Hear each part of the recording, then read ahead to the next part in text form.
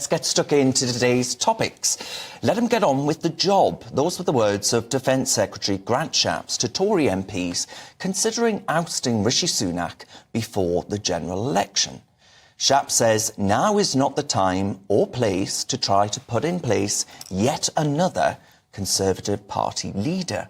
It comes as Downing Street brushed off rumours on Friday that the Prime Minister could fire the starting gun on an election campaign next week in a bid to thwart a possible challenge from restive MPs. Well, joining me now is GB News political correspondent Olivia Utley. Olivia, good to see you as ever. You're in Westminster. I mean, how much are you hearing from Conservative Party politicians that if there is, after the local elections, far fewer Conservative elected representatives, that actually that's going to mean Rishi Sunak is, well, bye-bye? Well, there's a lot of worry among the ranks of Conservative MPs that the local elections next week are going to be devastating for the Conservatives. What they're most worried about is the loss of Ben Houchen, the Teesside mayor, who won with 72% of the vote, I think it was, last time. Obviously, it would be very, very bad indeed for morale if he ended up losing that mayoralty.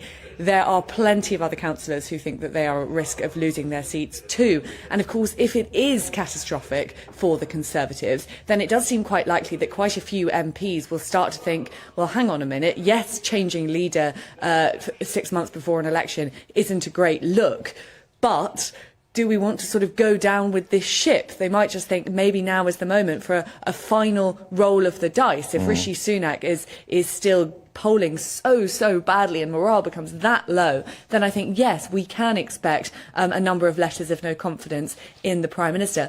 That said, I think it's unlikely that it would reach the threshold required to actually trigger a vote of no confidence. The Conservatives have quite a big majority in Parliament still, although it's quite easy to forget that. So the number of MPs that it would take to trigger that no confidence vote would have to be quite high. The question is, if, 10, 15, 20, 30 Conservative MPs publicly said that they had no confidence in Rishi Sunak, might the Prime Minister decide that his position is untenable anyway? There are certainly a few Cabinet Ministers, Penny Mordaunt, probably Grant Shapps too among them, who would be ready to jump into his shoes, and a couple of them seem to be trying to garner some support among the backbenchers even now. Yes, I was in Parliament last week and Penny Mordaunt, shall we say, was doing the rounds. Well, that's an interesting one, isn't it? But Olivia, I wonder then, the Prime Minister, is he going to do a John Major and turn around and say put up or shut up? Because Ireland have said that actually Rwanda is working, because they're saying that actually migrants that have arrived here are now ending up in Ireland. So he can turn to Conservative Party politicians and say, look, I'm delivering. Well, I think he might well do that. And actually, this week has been an unusually good week for Rishi Sunak. He did manage to get that Rwanda legislation over the line. We are expecting flights to take off in the next, I think it's 10 to 12 weeks. And what Rishi Sunak is hoping that at that point, he will get some sort of boost in the polls. So even if the local election results are as disastrous as is being predicted, I think what Rishi Sunak's message to MPs will be is, well, yes, it's not looking good now, but hang on a minute, the changes that I've made are only just coming to fruition. Hold out, give it a bit, let's wait and see what happens with Rwanda, let's wait and see what happens as inflation continues to come down, interest rates hopefully start coming down. Rishi Sunak's best bet is that in 5 months' time, 6 months' time, whenever an election is actually called, the country will actually be in a better state. He's also managed to get quite a few backbench MPs on side this week by promising that he is going to raise defence spending to 2.5% of GDP. That's something that Boris Johnson promised in 2022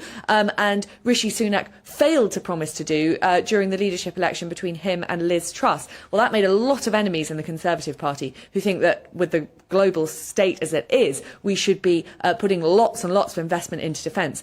Now promising to invest that cash, Rishi Sunak has managed to garner a bit more support among some of the more right-wing backbenchers in the Conservative Party.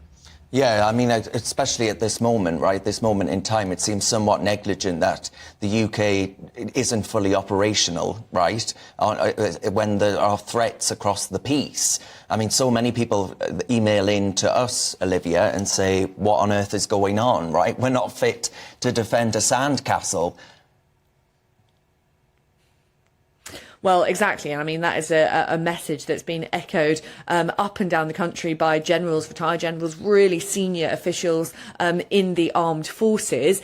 Labour has cottoned onto this. Labour, too, is saying that it is going to invest in defence spending, but it hasn't promised that 2.5 figure. So the fact that Rishi Sunak has now done that, he is hoping is going to get some clear blue water between himself and Keir Starmer. And defence increasingly is something which the country is showing in polling that it really, really cares about. And that is no surprise. The world has rarely looked so unstable as it does right now, at least in the last sort of 20, 30 years. So investment in defence is a really good way to get voters on side and to get Conservative politicians on side too. I think we can expect to hear some more about that in the next few weeks and months from the Prime Minister. All right, Olivia Utley, always a pleasure. Thank you very much for that expert analysis.